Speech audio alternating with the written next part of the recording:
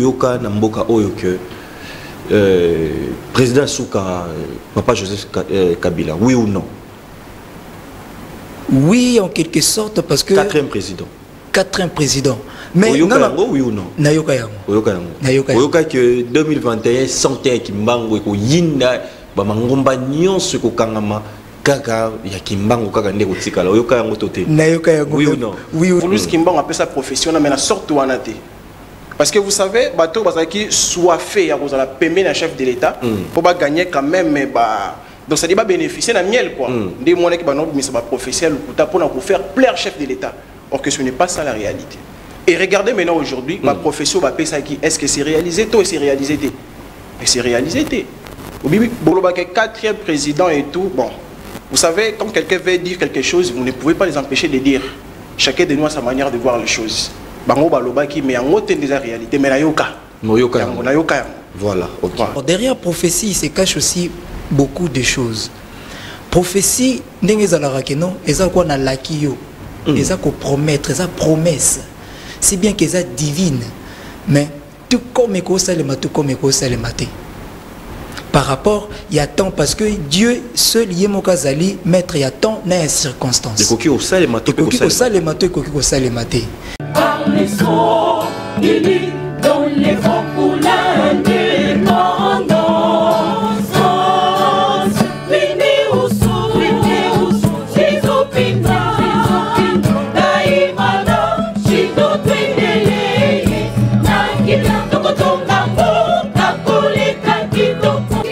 Mbote mokili mombese ngokoyeba ke bozali ebele bozolanda biso parleur soso leli pe azakolela makasi ebandi na bandako na bingo na bino benga papa benga mama benga bandeko nyonso yebisa bango bakota bafanda oya bino bopona yango oyo ebandi tango bomonaka ke tolati ya biso chemise tolingaka mingi ya pembe totie cravate tope sans cravate et totie oyo ezali tenue oyo greffe na biso ya makasi ya bakoko na biso basala to éviter confectionner pas bakuba te pe bande kokuna na Kasai de même bande kopé na na Bénin na Côte d'Ivoire ba ancêtre na biso bazaki na mayele makasi botala elembo basala elamba yangoyo ba greffe lelo soko ko lukango okuta ke ba tenue ezali très cher voire même que na bilamba auto banzara misus oyo tinani ezali kotel c'est que sengeli toyeba oya biso culture toyeba oya biso bokoko ezali propre identité na biso surtout ba jeune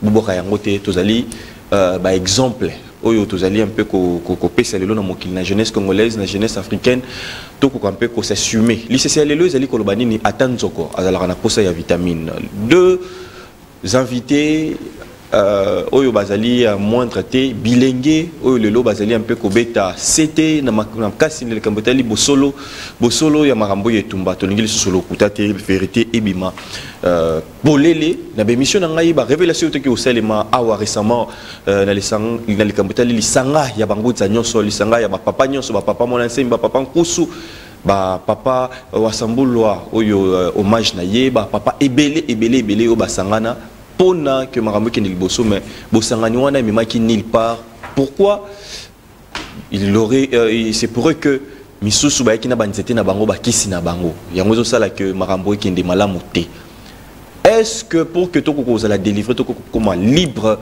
et sengeli to continuer toujours na ba pratique na ndenge to za ko salela oyo lelo na lolenge kaka que yako lobaka bandeko ba monité na lolenge ka ba pasteur pe bazali ko sala na lolenge pe ka bangunza bazali ko sala to pe lolenge batnyo bazali ko sala est-ce que car na moyen non neto ko pe ko se délivrer to ko bima un peu na kati ya prison autokota isa point d'interrogation ba prophétie lobama ebele et lobama ebele pona mboka oyo bakoko wana nyonso mamba loba to comprendre le kamba ba prophétie na bango awa tozana papa masamba tozali pena ndeko yan mona bakoko aza déjà pena na nzela dans quelques minutes pas ali kokota awa papa masamba déjà zana biso toujours que nous pesa mbote na yo de boni et puis droit à la caméra na bandeko nyonso za kolanda yo est-ce que c'est porté très bien? Oui, ça semble aller un tout petit peu malgré tout situation actuelle en Bokanabis, mais ça semble aller. Malgré situation reconnaître que Moutou Makassi. Oui, Moutou Makassi. Là vraiment Makassi, surtout que tu as dirigé Nabaye où il va travailler en connivence. na le impérialiste, le prêtre capucin, parce qu'il toujours continué toujours à demeurer dans la souffrance. Voulus qui déjà l'avait prédit et toujours subir toujours conséquences. Mais avec le temps, tout ira bien.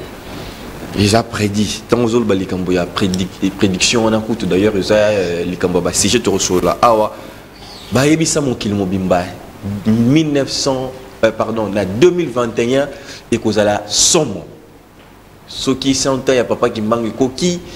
Beaucoup mona mambo belé bande ko belé bazaki tete déjà ko banga bande ko belé mami ko lana to bata ma ko na banda ko to yeba ite que tamso ma pate ko kita nini ko lekana mais bande ko bayo ko mona kaka après côté politique singel to pesa mokolo na papa Kimbangu le 6 avril zaki bitumbe zaki facilité na ngambo pe papa Chilombo malgré ma benaye malgré bolamu na ye apesi to côté na nini wana te posa na bato na ba sentiment na bango na côté na débat wana te mais tout monde nini qu'est-ce qui s'est passé na mboka bande ko na ngai qu'est-ce qui s'est passé comme le roi ba témoin de Jéhovah ba biso na 2000 ans yeso azozonga yeso azakoya 2000 ans pe koka yeso pe to mona na biso le côté to mona kaka vie ezo continue encore normal président soki kozala papa Joseph Kabila 4e président, papa Kimbangu Loba Bongo, et tout ça, tout le monde va kenda kutu na nkamba.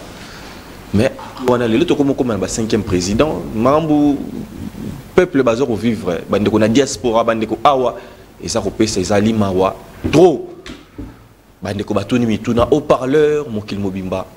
Eza masolo to solo la awa.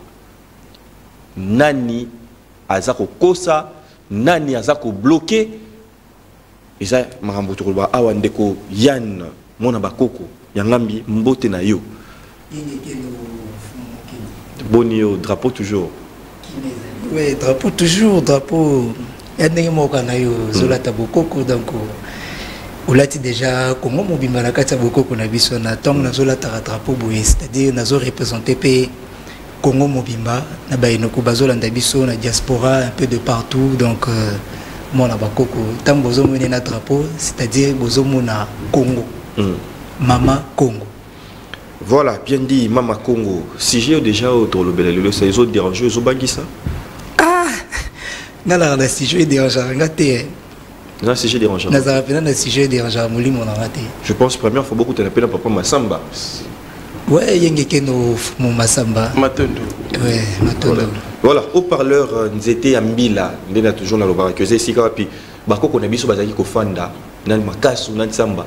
Ah oui, ezate meza ba mesa eza ba micro zo panza na mokili mba pour que to ko kampe ko solo to ko yeba un peu vérité. Grand merci déjà na bino sur na biso MC Songo depuis Belgique azar na biso une très belle dame mona bakoko solo ba maman na biso depuis Londres baza ebele bande ko ebele marambo ebele marka kingai ba papa na biso nzinga ba maman na biso 10 000 solutions to pesi bino mbote ebele maman bibi chez nous toujours to pesi ba mbote ba maman Brigitte ba maman na nuso ki ba papa na biso Sunda ba papa Makela ba na biso ebele et le moment on va parenthèse avant que tu côté un peu na ba sije na bande ko na biso ezo pesa pasi na musala o bakoko ba bisenga ke orozo benemi ebele orozo pe bato pe ba rolingo ebele ba miso ba rozala na yo ba miso ba rolingo pe lisusu te ba miso ba royaka ezape ko salema donc ba miso ba rokende ba robotso ya sika po na likambo vérité jeune génération lelo bazo mon abiso mabe parce que tu sur la vérité papa Massemba qu'est-ce que tu en penses?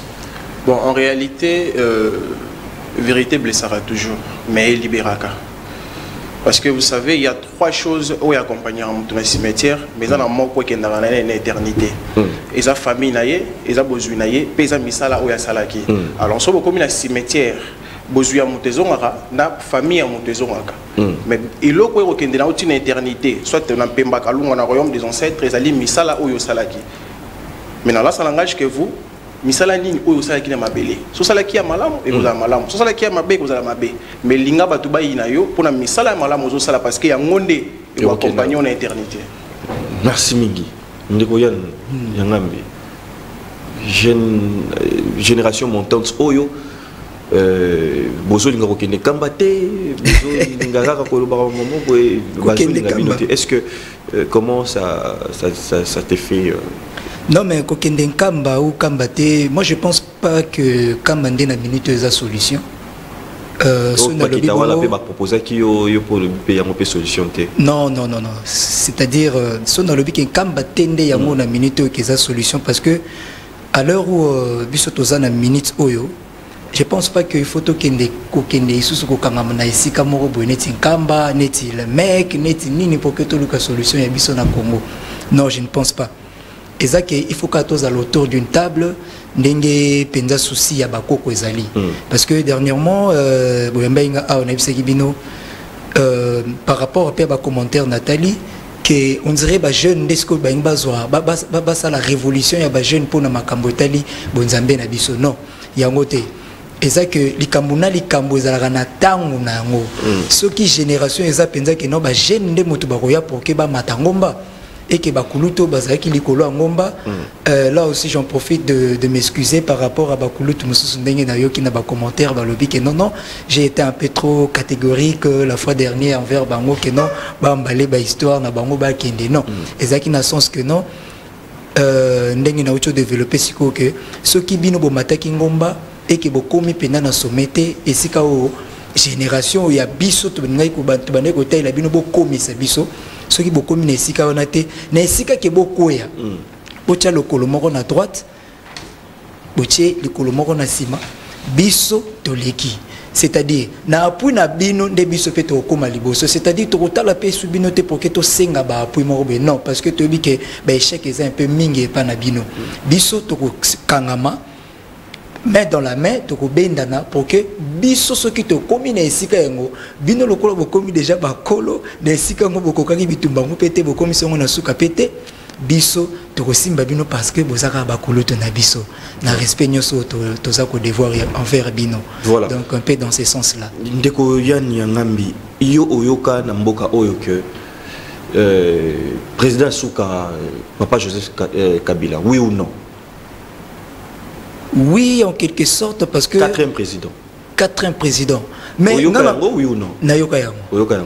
Oyoka que 2021, santé Kimbango, ko yinda, ba mangomba nyonso ko kangama, kaka, ya Kimbango, kaka nde ko tikala. Oyoka yango tote. Nayoka yango. Oui ou non? Oui ou non, mais... Ça, tout ce qui est normal.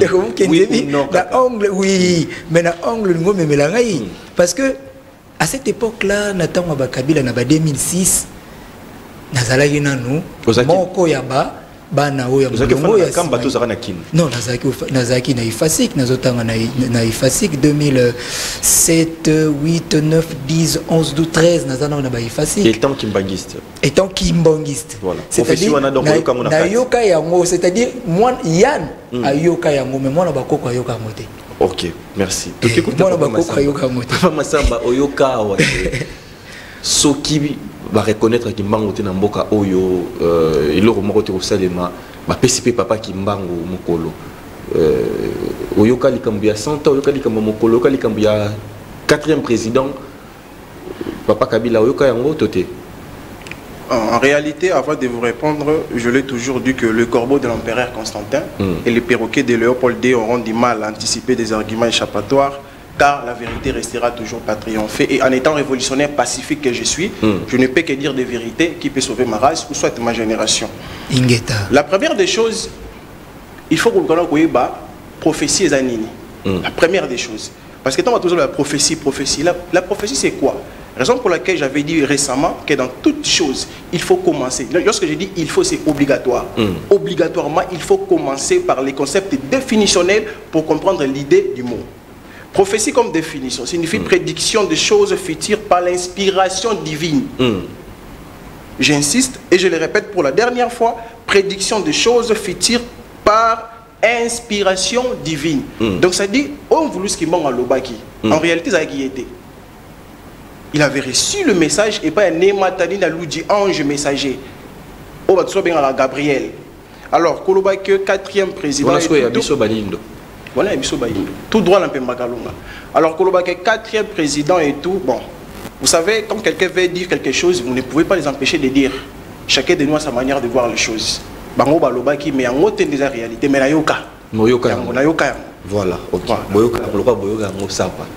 Tokoti skoli kambo. Tokeino na kota papa Masamba. Papa Masamba de heureuse mémoire natama nazaki vivant.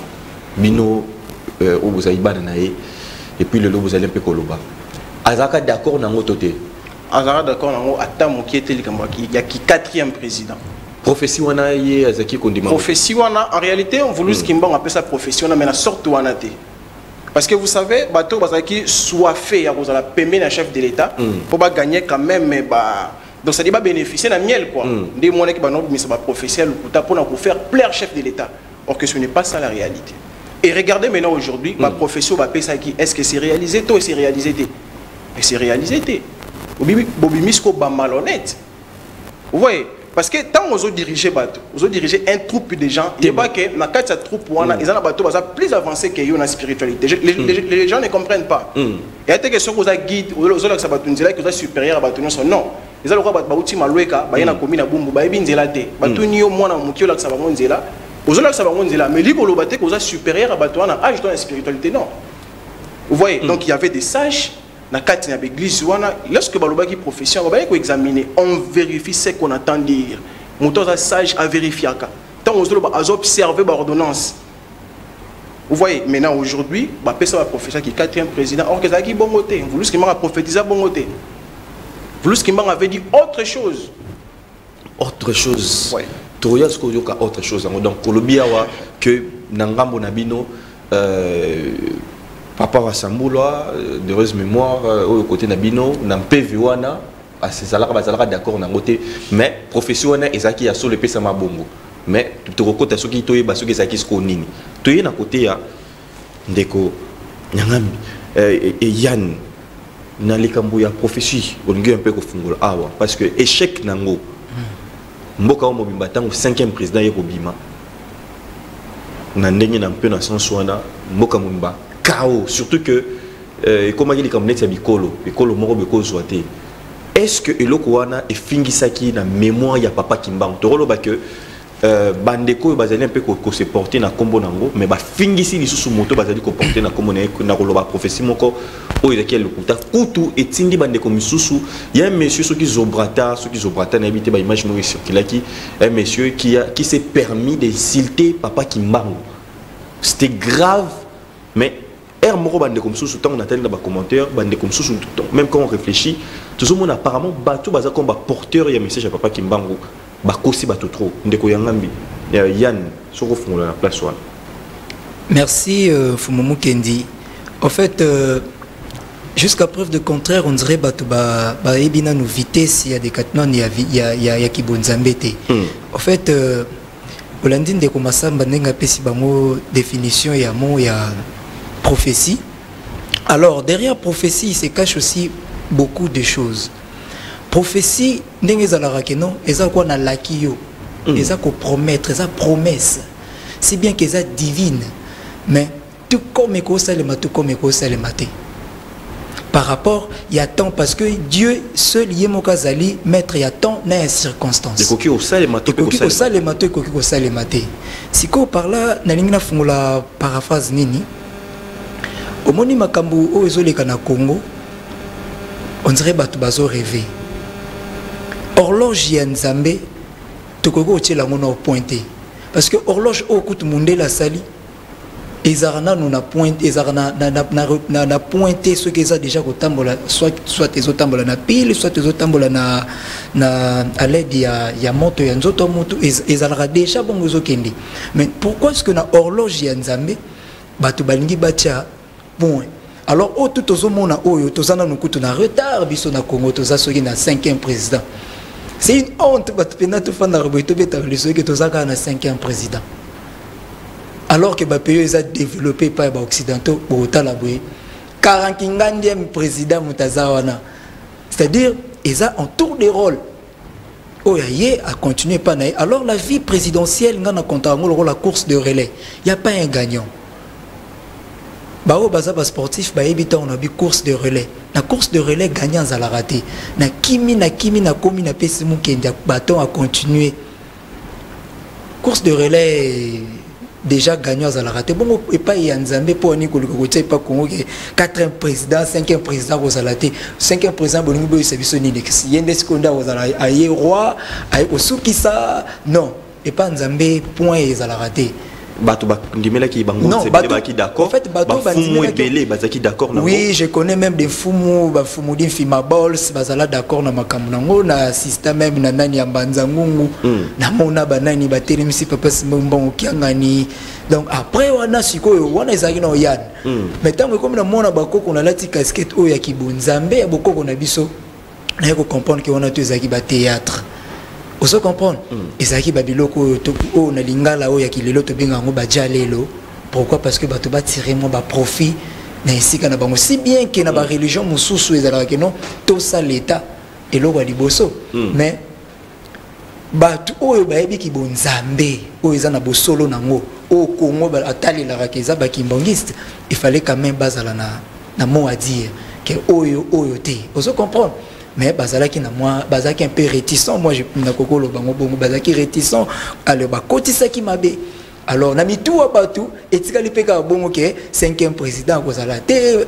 Alors to tikana ba biloko na ko fumu kendi wana eza horloge ya kimbangu utaki pa bangala ekiti ezokite lelo ezai pas. Donc en tour de rôle to eza horloge eza ko s'arrêter te yango mona na ebisaki yo dernièrement wa ke non par rapport ya vision bakoko balingi to sala kosangana na bandeko songolo pakala to fandi autour d'une table kotalisa bato vérité, c'est-à-dire ngana oliza na likambo na koloba soki likambo na lobi eke bako contestant ngo uti pa bakoko te e koloba malakati na bango ke likambo e uti pa bakoko pour likambo na lobi en karaté 1921 santé kokaki 2021 1921 100 ans bilan et après wana na zongi na likambo papa na mungo ya papa diangenda et après oso comprendre 100 ans 60 ceux qui 4e anniversaire, ceux qui 3e anniversaire, tous ceux qui ont l'indépendance à Congo. Et après, vous comprenez? Topesi mon konzambo kapesi même date officielle il y a le 6 avril. Le 6 avril. Et après bakonzi ya l'état na bakonzi mususu ya banfumu ba chef coutumier basangani na rond-point wa na boulevard na nani ya gare centrale. Pour nous rouler la peau na est. Et après, alors que peuple a fatigué na makambo mais peuple ça biminde na makambo parce que si on comprend la réalité sur le terrain quitter pas ya bandeko bazana ba cité au tambolo comprendre que mon peuple population ça bimi na makambo et ça ka ba misuso ba kokaka galère à Congo te hein.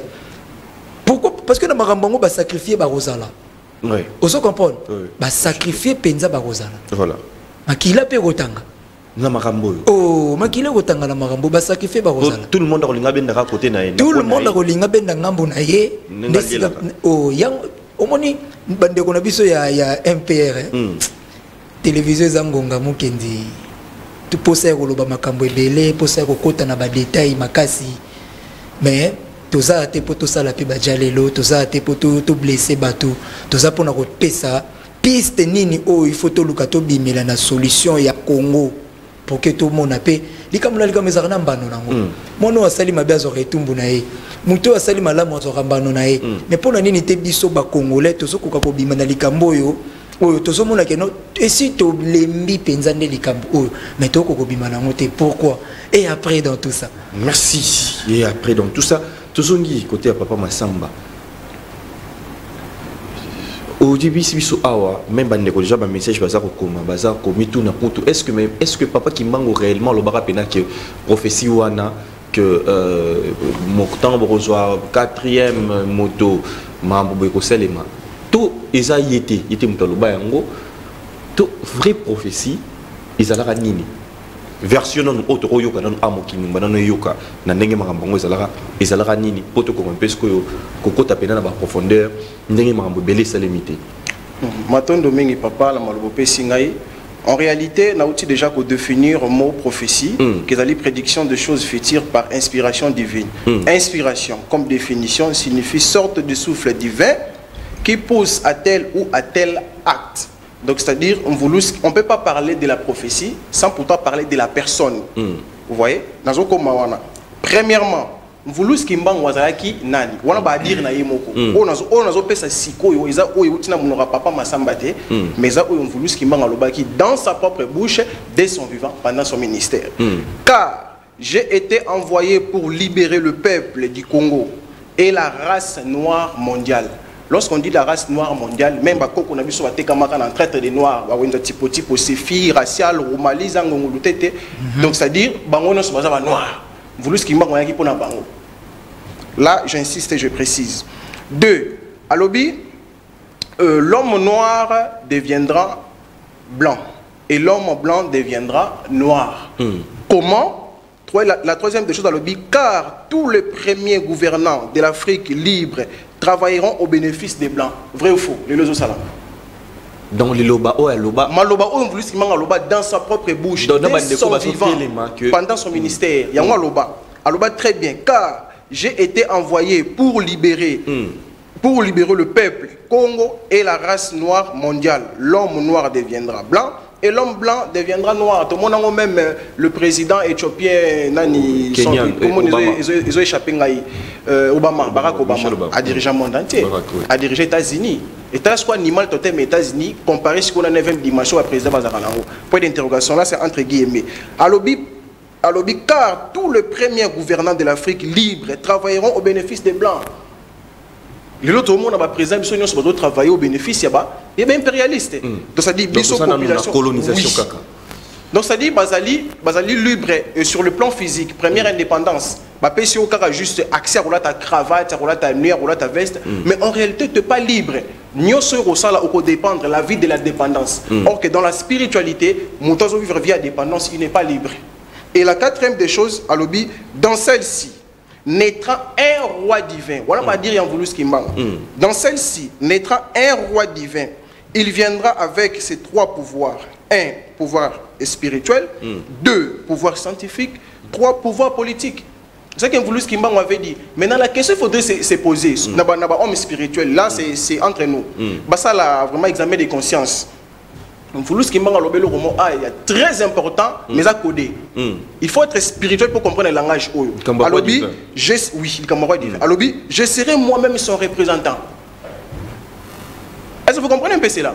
Caché. Oui, ça codé. Alobi, je serai moi-même son représentant.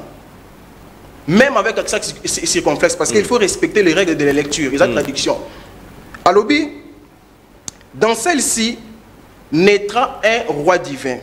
Il viendra avec ses 3 pouvoirs. Pouvoir spirituel, là, ça fait 1. Pouvoir scientifique, là, ça fait 2. Pouvoir politique, là, ça fait 3. Mais il a insisté. C'est l'insistance. Je serai moi-même son représentant. Est-ce que vous comprenez un peu cela? Voilà. Ce qu'il faut examiner. Parce que ça codé. Est-ce que vous que je serai moi-même son représentant? Parce que représentant comme définition, c'est lui qui représente une autre. Donc c'est la personne qui tient sa place, qui a reçu de lui ses pouvoirs pour agir à son nom. Les concepts définitionnels, pour comprendre le vrai sens du mot. Donc c'est dans sa propre bouche. À quoi représenter, c'est-à-dire qu'il y a les caliboso, même Nazali. Profession appelle si je pense que Belge ou colonisant voulu ce qui mango, la prophétie. Presque tout le monde. Homme spirituel, chercheur, la prophétie. Vous ce qui manque le bango, mais ce que j'ai en terre à terre, c'est que la spiritualité. Mais ils ont un langage codé à la prophétie. Je serai moi-même son représentant. Or, ce qui est un concept définitionnel, il y a mot, on comprend que représentant signifie c'est lui qui représente une autre, virgule, qui tient sa place, qui a reçu de lui des pouvoirs pour agir à son nom. Maintenant, la question qu'il faudrait se poser, est-ce que vous voulez que la roi divin Yemoko ou soit à Rosala guide Yahweh divin? Ça vous comprenez un peu cela? Des questions, il faut pas se poser du jour au jour. Vous voulez que jamais Makambaya.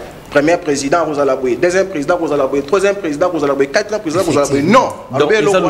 Mais oui, prophétie à Moyo, Batanga. Ezali, même ils sont au bêtis. Prophétie au Bimawana. J'avais dit ça au début, c'est juste pour faire pour faire plaire le chef de l'État. Donc ça dit beaucoup de gâteau pour partager gâteau. Vous voyez? Donc ça dit que tu vas commercialiser comme en voulu Kimbangu. Raison pour laquelle aujourd'hui, et puis c'est même accès, notre grand frère Nabiso Zobrata va cracher sur la personne de Voulous Kimbangu. Ça c'est de cracher sur la personne de Voulous Kimbangu. Insulter. Et puis à part, cause de l'homme spirituel, Voulous Kimbangu a sa famille. Et je pense qu'il y a un plateau spécial, il y a une biographie en Voulous Kimbangu, on a rebêté en malais malais. Famille, au monde qui bango sa famille. Mais famille, on a répondu à Bango, je pense.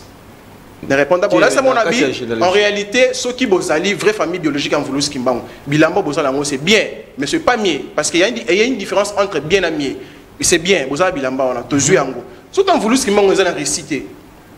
Nous sommes en Voulous Kimbangu, on a les États-Unis. Nous sommes en Voulous Kimbangu, on a en Kamba. Toke tous eu en go, bon, c'est pas dire na bango. Tous eu en go na Bilamba.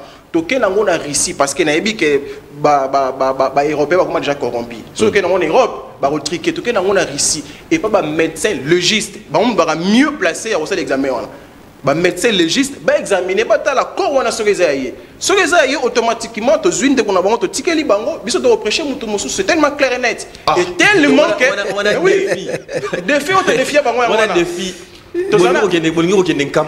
Tozana papa ibula que corps wana ezalaka kuna que ba la examen papa Mukendi réellement na botami na famille kimbangiste so que pas na biso bacha peinture à vert et blanc naza la seule personne où on a réformé voix na bimala ka église kimazala pied gauche famille mobimba so to ka na raté tilelo pour l'église kimbangiste kokolanga azana 93 ans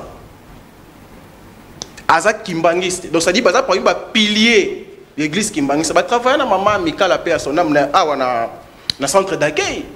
Koko langa za tilelo. Ceux qui ont la chance au Kémoni, azana na cité verte. Au Rosolana y a betro ba secret église Kimbangiste.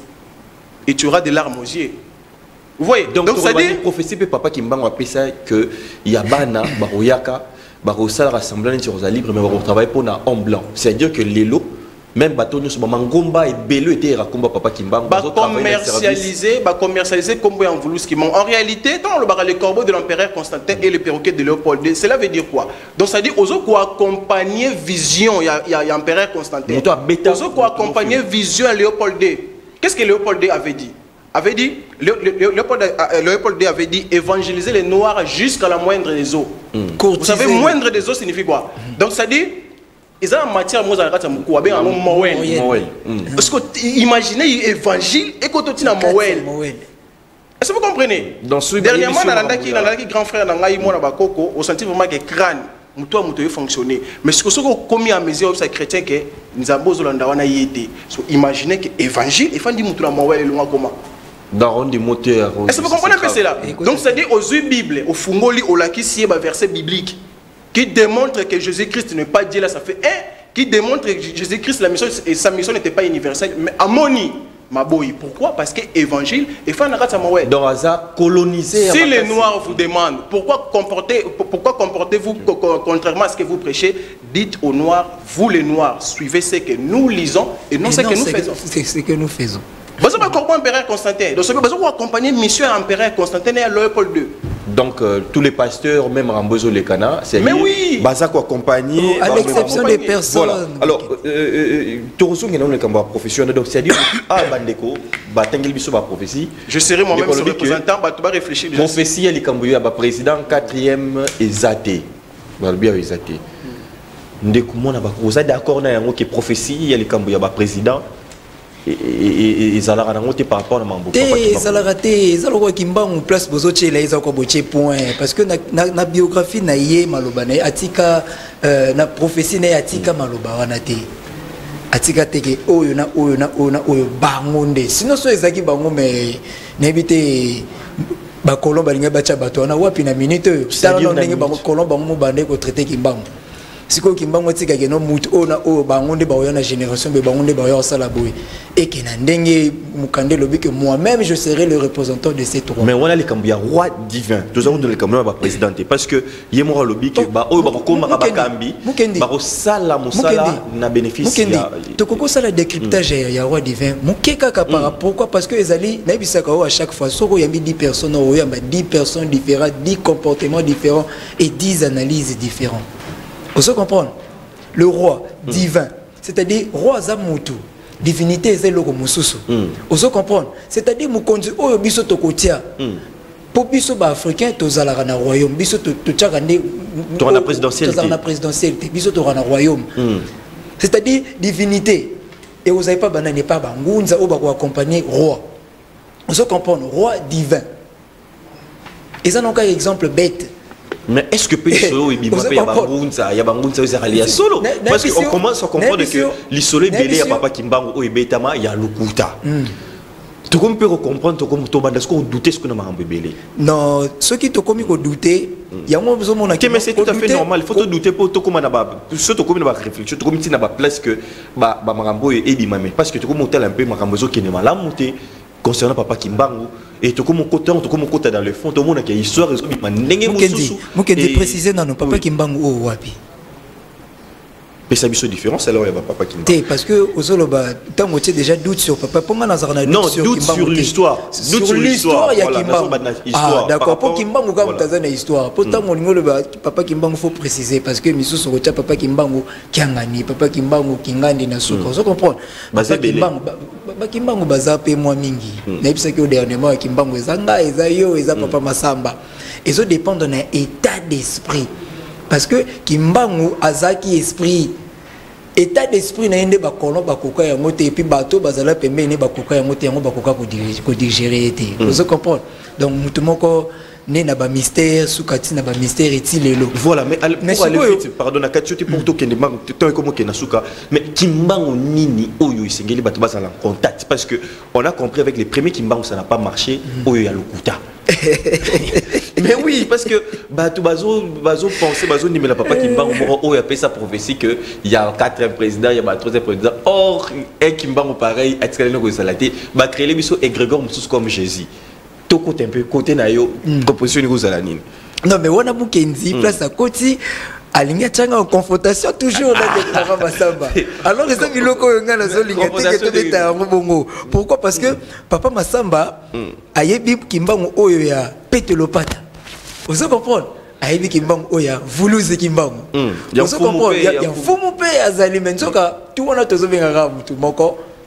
C'est mais problème na biso oyo émission tina na bengila kibino c'est que lelo bandeko parce que tu commis un peu toujours kende vérité pas ces zemi pas ces zemi yango ne commence à te passer par rapport pas ces zemi comme kokobo tengeya yango na ba vérité comme bima awa to ba se connecter na Kimbangu nini parce que ba bimise biso d'abord awa ki papa Kimbangu oyo ya histoire to pe ya prophétie il y a ba 4e parce que marambo belé zo salimate 100 ans Toromona boy 2021 les gars to comité na 2023 makambo belé to za komona te Mukendi Kimbangu osala kati na bato so yoki na kati ya suka ya mukanda wana ponga pe nazana mo so yoki na kati ya mukanda na suka lobi ye moko kozala représentant ya mutu wana c'est-à-dire osala na kati ya mutu wana c'est-à-dire so bozo zela bomona Kimbangu na aspect physique boy bokotika la komona été ezalo kwa Mukendi ne ozana zelo mona koko na bino sulelo okotika la komona été mais koko no akosala na mwana oyo kokobota o mona ah mais mwana o depuis botan makambu kaka lokola koko zinga makambu kaka lokola koko cédé mais bien sûr. Pourquoi Yaz koko kaka ndinga ki wana komi déjà esprit a komi ancêtre a koki osala nyonso kati na libota na bino tout comme akoki ko protéger bino mais c'est-à-dire na aspect ya Kimbangu tozozela ndenge tozoloba ke non makambo ngo tozomona ezosalema te mais Kimbangu kosala nde kati na biso ba bilenge o ba kofungula ba misu lokola ba bilenge o ba komi kofungula misu ba komi ko matangomba tango bango ba kofungula misu bangonde banzambe ya bakoko bakolatalisa bango pona mboke kende il faut boye bangonde bakoya lisusu na media bangonde bakoya epai ba autorité ya mboka kotalisa bango ke directif ezali boye parce que to matato kita Congo ki bokonzi nango kozonga epai ya bangunza c'est-à-dire mokonzi azaka raza président ceux qui déjà na Congo oza président ya mboka oza déjà ngunza quand on parle de kamba kingunza ezali terme moko na Kikongo et il faut pas que tout quelque part ba tribu pesali belé tant que le belamambo belé tout le monde en côté de Congo central or que ba tribu yo to lobi Congo central dans le sens que yo to lobi Congo central nzeto comme mon nom kana Kinshasa bazate l'Équateur bangunza bazate peut-être il y a un autre terme est-ce qu'il faut spécifier voilà wana yango to lobi te autour d'une table ceux qui ndeko moko lobi que non ndeka to pesa kambote koto balobaka mi baramo koto balobaka alisokoma koto jambo koto mbote koto lobaka nini moko c'est-à-dire bandeko oyo ya Équateur bangonde ba caractéristique bangonde ba ko préciser que epai na biso to bengaka yango boye donc to fanda to sola to sala boye na boye poke to lukandenge ainsi de suite. Merci. Plus vite contact nayo comme une asuka. Ouais, 089 420 71 78. Voilà, j'en profite de saluer Fumu Neneya Kotombe na France, na PC na Italie, na PC Bambo Tebele, Igor Mwamba Kulutu, Jonas Kazadi, Lekinanga na PC Bambo Tebele, Seguin Galiano na Brazzaville, na PC Bambo Tebele, Gota Chabola, Milemba ki Bambo Tebele. Junior Matete Bambo Tebele. Merci Militoye na côté ya Papa Massamba Yepe. To akoko chité papa Kimbangu nini o sengeli to za to zala vraiment na connexion na époque bateau mo ba mona marambo belé par rapport à la prophétie marambo surtout to mona ko kesami mais o wana botali si bobalaye un peu les solo lokuta o wapi. Je pense que même prochainement tu vas continuer au parleur on les aura tellement manqué à la TV mais prochainement même tu vas continuer un peu koyeba pour na aussi lisani ni rokio loba. En réalité le premier jour quand tu as contacté Nam Voulous Kimbangu, tu n'es pas la personne de Voulous Kimbangu. Parce que, comme moi Kimbangu, dans le même émission précédente, comme moi Kimbangu et Bengama avant même que Voulous Kimbangu ne naisse. Donc, ils n'ont même pas eu un mouvement pour s'attaquer. Oui. Les noms de Kimbangu, comme moi Kimbangu et Tangama, on a pu invoquer avant même que Voulous Kimbangu soit venu. Comme moi Kimbangu et Bengama déjà. Alors, la question qu'il faudrait se poser, Tokoki Koko tu as contacté un PV, Nini, et non la personne de Voulous Kimbangu. Donc un PV, parce que lorsqu'on parle de Kimbangu, Kimbangu est un PV. Kimbangu est grand frère dans notre bagage. Vous avez pas Massamba, vous avez Papa Mukendi. Et pour votre information aujourd'hui, courant est cause à la thé, groupe électrogène est cause à la thé, panneau solaire est cause à la thé. Tout ça moulili na Congo, mais le téléphone ils en charge à 100%. Tu charges votre téléphone 100%. Donc il y a ça la marque Zali. Oui, ko aider batu nyon va charger votre téléphone sans courant. Sans groupe électrogène, sans panneau solaire. Est-ce que vous comprenez un peu cela? Donc ça dit, PV, on a des choses et on sait qu'il y a en sorte que Batou Bakot n'a pas créé.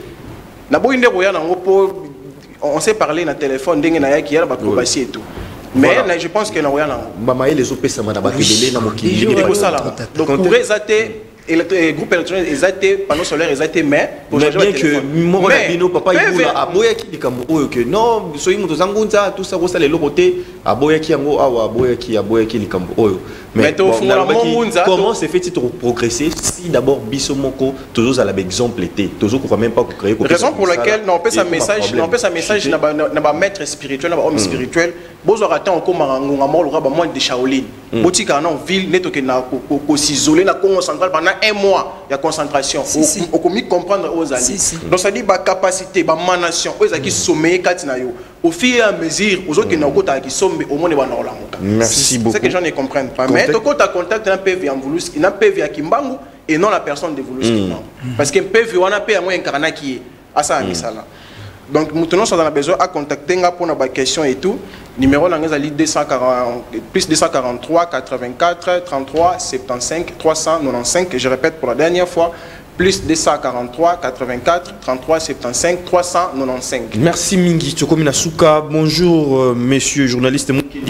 SMS depuis Guadolit Mboti na bande sokuna na lobi boepo na papa Kimbangu pesa ba prophétie ezandeka rabatu ya ba Congo ezalaraté donc ndekolinga lo bakaka ezaka nde bato ba Congo nde ba ka komema toujours likambo prophétie ya papa Kimbangu kaka bango lelo ekomi pe lelo ekomi ko boyama ke prophétie mususu ekomi ndenge nini to ko discuter te alobaki boyete alobaki nini te mbongo koti marsolo tchokolilo mokonzi ezopesa pasi au parleur bolandaki biso belé merci nandeko mona bakoko to bino sous prochainement merci na papa Massamba merci na bino les gars pour na combo tozali ko sala bo continuer ko tala biso na PES TV na YouTube bo s'abonner massivement pour na direct à bientôt et puis tous à toujours ensemble le cœur na bino to bengani to landa miso sur lobby na même heure na bino bye bye au prochain numéro.